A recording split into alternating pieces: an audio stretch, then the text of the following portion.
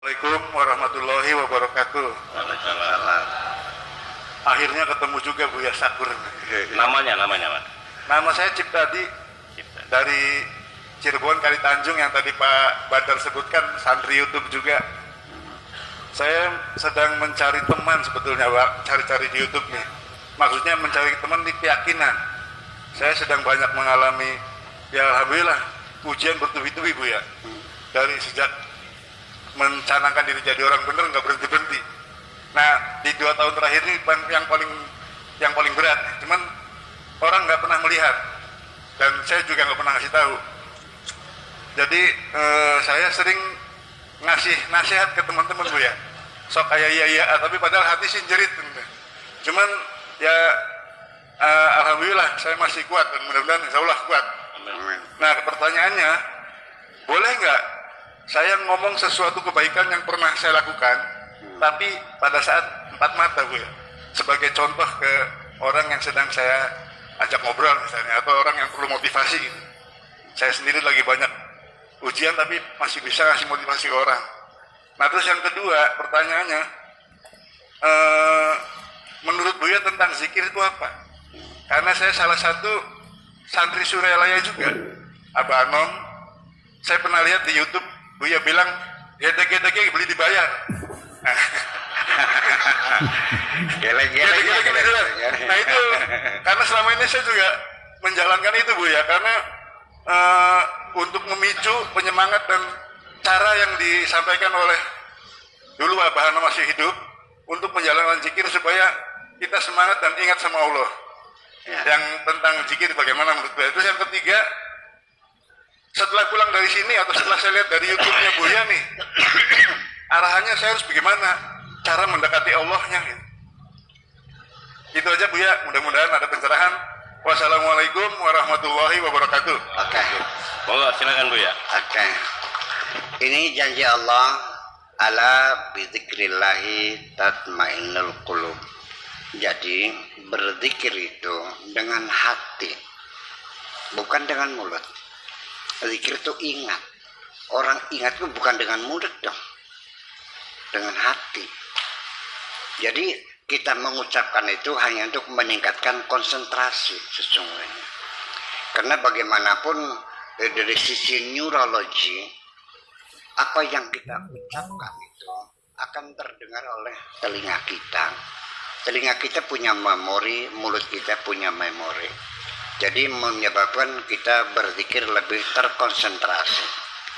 Ada yang menggunakan dengan gerakan, ya, seperti Ar-Rumi kan, dengan muter-muter gitu.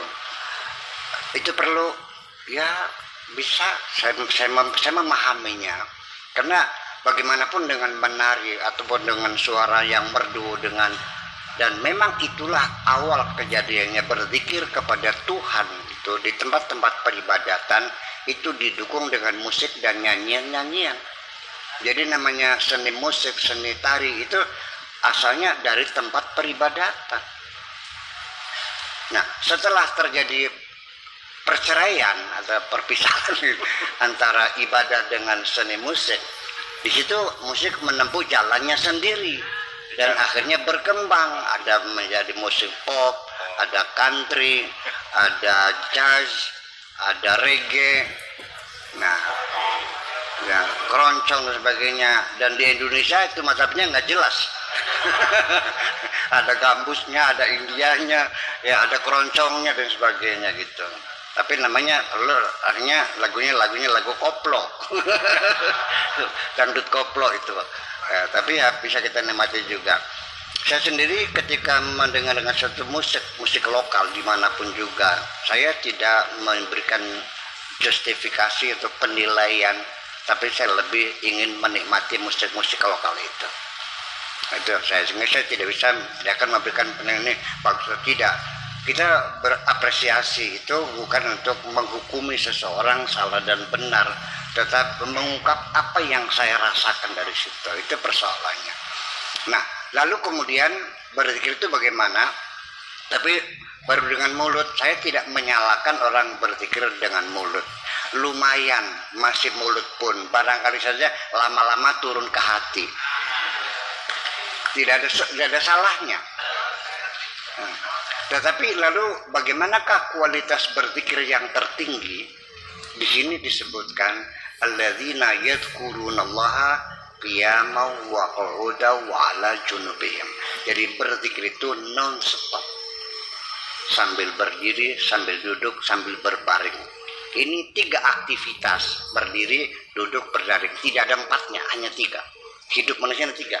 Kalau tidak duduk, ya berdiri, ya berbaring. Yang nungging nggak ada. Ya, jadi ini artinya bahwa berdiri itu dalam segala aktivitas kita sehari-hari, non-stop.